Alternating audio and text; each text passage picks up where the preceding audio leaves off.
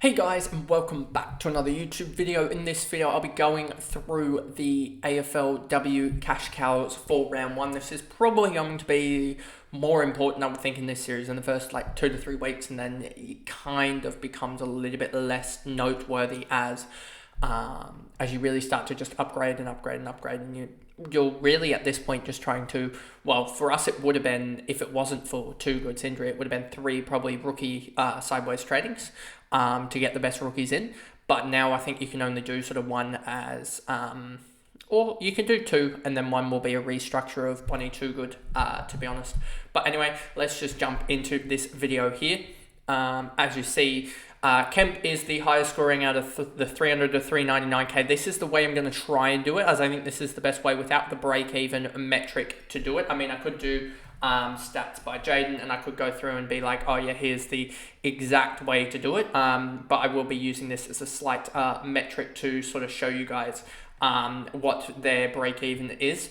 But Kemp here, 394k, plays Collingwood. I believe she's playing a halfback role. If I just quickly go, no, that's Kemp. No, I want that. Kemp, I'm pretty sure she was playing a halfback role. Was originally 300k, I believe. And as you see here, 56 in 1 game. I'm not too confident that this role will necessarily continue. Because you've seen a 13 from here, 25, a 31, etc., 56. So I'm not too confident that her role will stand up in the long run. She has done really well in the VFLW in 2024, so I probably should have picked up on this, that it was that she was probably one that could pop off at 300k. Kemp. So as you see here, Kemp, if we just go down here, has a 12 break even. If she hits her 56 average, she's going to go up 127k. If she hits a 25, she'll go up 38k or so, and a 50, 110k. So that's a pretty good cash generation there. Wenland here, another one that I had at points in the season, but didn't end up having her, I don't think. Let me just unfavorite her. She was one that I thought would just be the unlucky one in that Port Adelaide midfield, and it seems like that is the case, given that, yes, she did score a 54, but if you actually look at her roles here, if you look at Port Adelaide midfield here, sorry, 1 second, let me bring it up, you'll see here Wenland isn't to be seen here. You see Maloney and then Window. Actually, I really like this role, 69%. I just think that she didn't actually put it on. So I think Window's one that you can actually keep because of role-based. Rather than get rid of her, because I know some people are necessarily getting rid of her to get up to the Breed and stuff like that, who I think still has a really good role. But I think Window's one that could bounce back quite easily. But we don't see Sachi signed 44% for her 84, 85 or whatever it was, and I think that could generally be passed a little bit over to Window this week if those roles stay the same. But I think that talking on Wenland, she's not here. She played a wing role, and that wing role is notorious for dropping 20s and stuff like that. We've seen Friswell drop a 70, but we saw Vesio drop a 20. Smith dropped a 20, who was a 300k girl. So yeah, I just think that there is a little bit of iffiness there. Beasley, I do really like her role, but the problem is that she's just in playing such high hard opposition that it's quite hard to see her generating a lot of scoring. But then again, we did see Taylor Harris go down, which should suggest that Katie Hall goes more into the forward line, which should open up a complete on ball for Beasley and potentially more time on ground. So that could actually help her. So she might be a sneaky one that actually gets away from us without us really noticing. But yeah, she's just really could explode. So she's one that I wouldn't necessarily be grabbing up, but I'd definitely be holding on to if you had her in your side. Lawson Tavan, 49, went up 73k. I think she's the best one of the Carlton defenders. I would be, and just look at here, Lawson Tavan here, a 14 break even. She's going to make cash most likely, and 99k if she hits her 49, 102k if she gets to the 50. So yeah, I think she's one to definitely hold on to. As she will generate cash pretty quickly. On the same hand, Hendry with a 49 as well, 387k. I'm pretty sure she's going to be just behind on the break-even front for, if we go down here, Hendry, yeah, you can see 16 break-even. She's going to most likely go up if she hits her average around about that 100k again, which is really good. Brooksby here, if we go back to this Port Adelaide midfield, that's a wing roll. I can double check that for you, but I'm pretty sure that's a wing roll. Let me just double check that. 47, and that looks actually a back pocket. That's not a wing roll, that's a back pocket roll. Interesting. I think this one isn't the worst, but as a midfielder, she's got midfield status here, doesn't she? Yeah, midfield status. I don't like that she's playing as a midfielder out of the midfield, so I would probably stick away from trading her in, because I would back in Window over Brooksby to put in a big score against Western Bulldogs, given that the midfielders for GWS absolutely towed up the Western Bulldogs midfield. Wilson here, pretty sure this was a back pocket roll as well. I'm pretty sure she might have gotten kickouts, if I remember correctly. It would be Charlotte Wilson. 2 kickouts, 45. Does 45 correspond there? Yeah, it does. So that is the right person. The problem I have with this massively is just this. 15, 23, 15, 2. I know that was a low tog, but you've got togs in the 60s and 70s for like 30s. So I just don't like necessarily the reliance on marks heavily, as well as a couple of kick-ins as well. So I would probably just stick clear of this. Even in the VFLW in 2023, which is last year, she did struggle to really put on a big score, 36, 58, 53. So I'm just wondering if that and reliance on marks in a women's game is probably not the greatest indicator, to be honest, given that marks don't generally come too much. So, I don't like it too much. Charlotte Wilson's role, to be honest. Barildson against St Kilda could be interesting. A 45, I just think she's battling with a couple of other Swans. I did like the way she was. I do think she'll get picked, but I just think that 45 heavily relied on, I think, a couple of 1 goal, 1, 4 tackles. So I do like the split there. 2 free kicks against a little bit annoying. 8 touches, I think that's replicable. So I think she can score 40s. So I don't think it was the worst pick for those that actually started with her. Even though I thought it would be a lot worse. But yeah, she did do pretty well, but she is very prone to dropping a 20 or a 10 if she just doesn't get around the ball. Finn wing roll is a little bit iffy, if I just remember correctly. I'm pretty sure this is a wing on the opposite side to Vesio. Let's just look at that. Yeah, you can even see it. It's named as a wing. It looks like a wing half-back roll, and this is an iffy one. So I know that she does have good scoring in the VFLW, which is probably more of the reason why I went for it. 109, what's that? 161, average of 54-ish in the VFLW. But yeah, definitely one that I'm a little bit concerned about. But just hoping 1, 2, 3 weeks, then we can switch her over to Lauren Butler, who should be a lot better suited to that rookie defender role. So yeah, that's what I'm thinking there. Kivia, I think I've just absolutely butchered that name. 5 marks, 2 tackles. Let me check this role. I don't know exactly what this role is, but it's that way, I believe. Yeah, that way. I think this might be another wing role, and these wingers roles are half forward-ish, no CBAs, low tog-ish. That looks more like, that looks sort of like a wing roll. Again, we hate wingers roll. We saw this much to the same of Finn and also Vesio. I think they were similar scoring to Kivett and also I think it's Kivett and Smith. They both scored around 70 points in general, but it was about a 45-25 split. So I would not probably be jumping on her, to be honest with you. Window, like I said, I think her role is there and she'll get better. Simpson, I need to just look at the St Kilda, given that we have a couple of St Kilda girls coming up here. Simpson, 63%. I don't mind this, actually.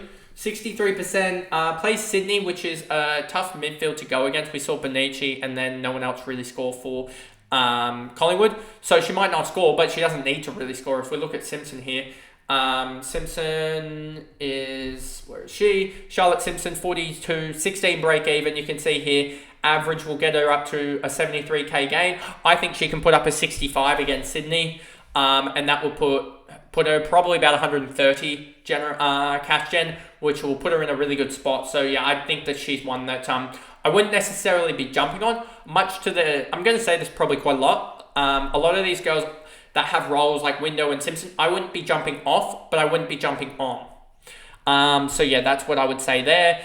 Anderson, What was Anderson's role? Doesn't look like she was in the CBAs. Anderson, I think she might have just grabbed. I think, is it Heather Anderson? Is it Heather? No, it's not Heather. It's another Anderson. It's. I'm gonna guess that one. I could be wrong there. Let me just double check. No, it is Janome Anderson. Janome Anderson. I don't like that role either, to be honest with you. Not on ball, not taking kickouts. Seems like more of a forward role. She did snag a goal and got 7. The disposals aren't high. Non-disposal work isn't high. Did get a goal to get to that 41. I don't think you can consistently ask for a goal a game out of small forwards. So I wouldn't be jumping on Anderson here.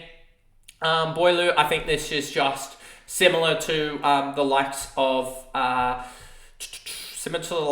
Window and Simpson. I don't think you can jump on her just because we see here she didn't have any CBAs. She was more playing a forward role. She is a really good scorer, but I just think you go for roles over scoring at this point in the season if you're sort of and I just like Goody's role, Window's role, who else? Breed's role. There's about 4 or 5 probably mids that I'd take before going Boileau. And then, yeah, they have, then we start to get to girls that don't really score too much, so I would be sort of laying off of those for the rest of the 300Kers. Then we get to the 400K girls. Goody, if you haven't started her, you've fallen behind. She is on track for a massive cash gen. If we just go here, 5 break even, I wouldn't be surprised if she goes up anywhere from 200 to 270K in the next week. As you see here, my thing sort of covers it a little bit, but I will make it a little bit bigger for you guys so that makes it a lot easier to see. I can do one less. There, you can see 75 cash gen, 200K for Woody, 100, she gets 272. So I think she lands somewhere in this market here, gains about 230 to 240K with like an 85 or something like that. And then that'll get her up to almost 700K. And you can just see that quick snap. And she's she went from potentially 300K and a good game away from 700K. That's how quickly cash gen can happen. And then she'll also have those 2 things in her 2 games in her price cycle for the 3rd time. And she'll get close to, if she has 75, 85, 85, I wouldn't be so shocked if she was 900K. Just like that. And then that's almost an upgrade straight with another rookie up to a primo midfielder. Just like that. That's how quickly this can change. And that's why I'm still holding on to Window. Because Window, if we just quickly look at hers, say Window gets like a good score here, just an 85. She goes up 200K or so, 180K or so. Then that's already almost 600K. So yeah, I'm really looking forward to just those Port girls probably putting up a little bit bigger score. I mean, they have a little bit, a lot easier opposition in Western Bulldogs rather than Adelaide, so I think they can pile it on. Breed, another one, probably gives it away a little bit. But yeah, she's one that I'm looking heavily to trade in. She's in all my trade plans, so I'm not giving away everything. I will reverse my trades for the trade targets video, so I don't give it away. But yeah, Breed is another one that I'm looking heavily into. She's just, yeah, had a perfect role, I think, if I remember correctly, or a pretty perfect role. If we go Breed here, you'll see Breed, 53% CBAs. I think that's a really good role for a rookie. 9 CBAs, played Carlton and has Collingwood this week. I think she's gettable for points scored. I think we saw Ham put up like a 60, 65 against, if I just go here, Ham put up a 60. We saw Hurley in a similar, I think, role put up a 68. If we just go to the Swans midfielders, and we'll just see the role that they put up. So, in a similar role, Morfett to Ruckman. Sigeti, I don't know what she put up. Sigeti, let me just quickly... Sigeti put up a 36, but she, I don't think, really influenced that much. Hayley Bullas, I think, in a very, very similar role. If we just go quickly, Bullas put up a 56, so can you expect something similar? I think Breed is a little bit better than Bullas, so could you expect a similar sort of 60, 65 from her again? I think so, and that'll be mash cash gen if we just go to Breed quickly here. Breed, you can see 471, 69, break even of 12. Her average gets her 162K. I would expect somewhere in this region of 108 to 179K cash gen. That puts her in the range of about 650K or so. And you're already getting to the point where these midfielders can be, in a week or two, if they aren't scoring 100s and part of that main unit, that main on-ball unit, in 1 to 2 weeks, Breed will be able to be flipped for a forward line, like even maybe if Huda gets her roll back or gets her good enough roll again, then you can change her there. You can get in Brennan. You can start to get these forward rookies that we hate off the field because they are so annoying. But yeah, especially with all the chaos in that forward line, because I think a lot of people are going 4 rookies in that forward line and we want to get out of them quickly. So that's all about Breed there. Then we go O'Dowd. I think if you don't have her, then she is a tester play, so we'll see if she gets up. If she doesn't, then it's not the end of the world. You actually get a captaincy loophole. I just need to check AFLW fixtures here quickly. She plays late enough in the week that you'll be able to get a loophole through. Is there anyone that I can probably get a loophole through? Conti, no. I could probably get a loophole through. I could probably get a loophole through Hoare, even though that would probably be my best bet, is through Hoare or through the likes of a Blackburn. So that would be my probable loop if she isn't there. But if she is there when this is announced later tonight, the teams, I believe, then that should be fine there with Leash O'Dowd, as she did play solo ruck, and I think that 60 is even against, who is she playing? She's playing Richmond, who I think that's a weaker ruck than the likes of a Edmund, but we also need to factor in that O'Dowd did score 2 goals. So I think that she can still score a 60 without the goals, given that she did that in 3 quarters. So I think that there was enough time on ground for her to do it. And a 60 gets her up 142k. So I'm expecting somewhere in this range of 114 to 185k cash gen. And I think that's really, really good. As that, in 2 or 3 weeks, she might not be the number 1 scoring ruck, but in 2 or 3 weeks, she might gain 300, 400k very, very quickly. Get up, like we're talking 150k here. That'll be 550. And another week on top of that, another 150k cash gen. That's 400k gain just like that. And that will be 400k. And then you can just honestly go to a red dot if there is no ruckman that pop up in that time. If she's already stopped her cash gen. And then you're on par with someone that's already gotten a red dot. And if they haven't gained more than 20, 30 points, you're going to gain that back in 1 week. So that's how powerful this ruck strategy is, that O'Dowd with a solo ruck got off to such a hot start that if she plays in 2 or 3 weeks, you will gain so much more back. Especially because I think a lot of the loopholes actually failed, taking Conti over the likes of Marinoff. Gayla here, 59. Did she play on ball at all, even though she's got midfield status? Because if she doesn't have midfield status and didn't play on ball, then I'm not interested. Gaylor didn't play on ball. I think played more of a back role. Was she one of the ones? I think she started off really strong, if I remember correctly. Played more behind the ball, 59. I don't like this role necessarily too much, given that behind the ball, it can lead, and especially being a midfielder, I just rather on ballers, to be honest, that can just rack up tackles, especially in wet games, if any wet games happen. Morecambe, 429k, put up a 58. Morecambe here, I don't think she was included in the include four CBAs, 24%. That could be interesting. But I dare say it. There we go. No, that's not who I wanted. I wanted Morecambe. That one. There we go. 58, 24% CBAs, was playing more behind the ball. I do like that she was heavily tackle based. So 9 tackles, I think. But the problem is, I don't know if that's actually replicable, given that she's not the strongest tackler. Let's look at her 2024 form, 70s, 60s. I think she's probably a better shout than all of the other defender rookies. So if you needed to necessarily get off of if you wanted a defender rookie to go to, then Morecambe is probably the one.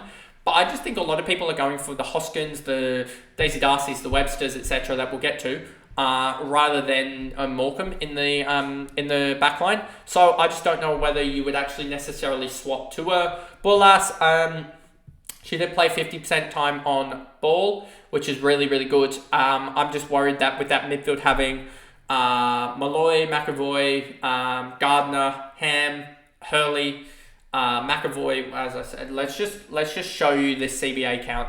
It's probably easier just to show you this. I just don't know if, look at this, Gardner 60, Sigeti I forgot about. Morfitt you can forget. Giselle Davies, they're both the ruckman. Bullas 47, Hurley 40, Montana Ham 33, but she looked electric in the second half. She saved her scoring, and she was chucked a little bit on the ball. Then you even forget Hamilton 27, and Malloy did everything, and she's going to come in, I think, for bigger stints than 2 CBAs. So, yeah, I wouldn't be surprised if this just moves around, and I wouldn't be touching a Swans midfielder just because it is so volatile, I think, their roles. And so Bullas, I think, is one that I would just calm a little bit on, because I think that there are better roles out there. Huntington, I actually really like this. She averaged 57.8 in the defender role in season 4, I think it was, for the Western Bulldogs, and she's gone back there now. And I think that given that Western Bulldogs scored only 9 points and 3 behinds, I think that there is more scoring potential for her. I think she could average 60 or so. She was one that I did look at. I'm just going elsewhere with it because of a better role that I found that I can get directly to with someone else. So Huntington is someone that I'll look at this week and see if I want to grab her up, as I don't think she'll get too far away. If I just go to Huntington here, you'll see break even 23. She hits a 54 or hits even a 75. It's not too far away from getting away from me. So I think I can still get her next week if she does go up. But I don't think she'll be one that necessarily goes out of the realm. So I think she goes up like 80, 90k, but I think there's other girls that can go up a lot higher. So that's why I'm staying, just watching her. She's on the watch list. Chaplin here. Got to go to these midfields. Will she, let's just see here. Melbourne, Chaplin here, wasn't involved there. Did she get kick-ins or something that caused this? Chaplin, let's just see here. Chaplin, 53, 2 kick-ins. I think this could be one that we look at here. Chaplin, 53, 2 free kick scans, 3-3, 9-5. Who does she play this week? She plays Brisbane. That's a tough matchup. Brisbane, I think, will come firing back at 484k. I just think she's a little bit too expensive when you can get someone. I think Morecambe or even some of these other defenders at like 390k probably give you similar output for about 80, 90k cheaper. So I would probably just be staying away from her, to be honest. Moya, I think this is a forward that just got involved a little bit. I'm not too trustworthy of that. Hampson here, 6 tackles. Did she play on ball or something to get those 6 tackles? Brisbane, we said, didn't we? Yeah, Brisbane.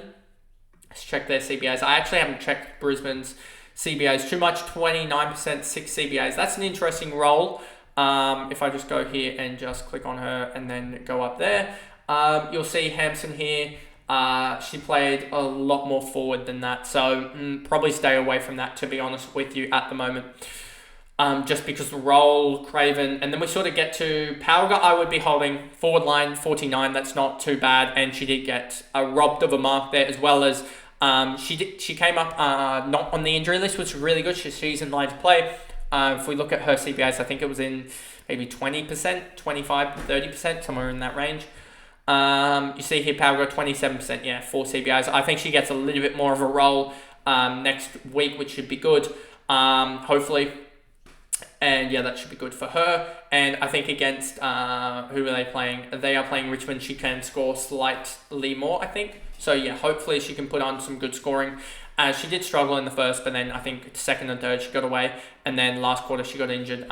And she could have, honestly, if she didn't get knocked in that marking contest, probably would have ended up about that 60 marker, which is a massive hold. And you can just see the cash gen for Palga here. If we just go here, an 82 cash gen for her average, and I think she can go close to this sort of in between these markers of about 120k cash gen, which will be huge, and she'll get quickly up towards that 600, 700k, which you can just easily switch out for players with better roles in the future. But I don't think there'll be many forwards with better roles than Palga.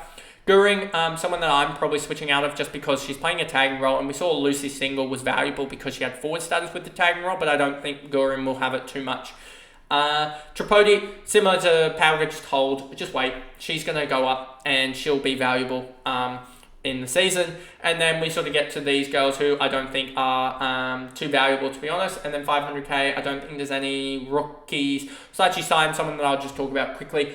I think I talked about her a little bit with the window case. If we go back to Port Adelaide here quickly, I think her role on more of a it wasn't exactly a wing, but it was a little bit less time a little bit less time in the middle compared to window. It was actually Wedland that I was thinking about with the wing role. So I don't know if that is going to be more replicable week in, week out, because that is her massive career high by like 50 odd, and she did have more CBAs in the 51 here, and similar time on ground against GWS. So I think that this one is just, I think she's not going to get as away as people think, because she did have that higher. So an 83 will get her 200k. I wouldn't be surprised if she puts up a 60, which is still 150k of cash gen, but I just think that there are more cheaper options in Breed and others that you can save 80k who can go up even more than her. So yeah, I just think that she will be one that doesn't go up as much, but I could be completely wrong about that. But I'm just one that I think will be a little bit not score as much. But anyway, that is a massive rookie Cash Cows episode 1 for AFLW Fantasy. I did go about 10 minutes longer than I thought I would, but I mean, this is the crucial week for it, so I guess you got to put in a long stint to go through all of the names.